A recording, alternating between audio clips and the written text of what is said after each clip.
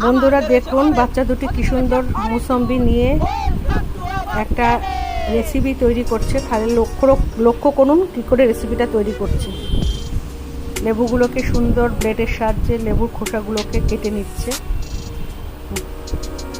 মুসম্বির মনে হচ্ছে এটা কমলা লেবু, কিন্তু বাইরে থেকে মনে হচ্ছিল মুসম্বি।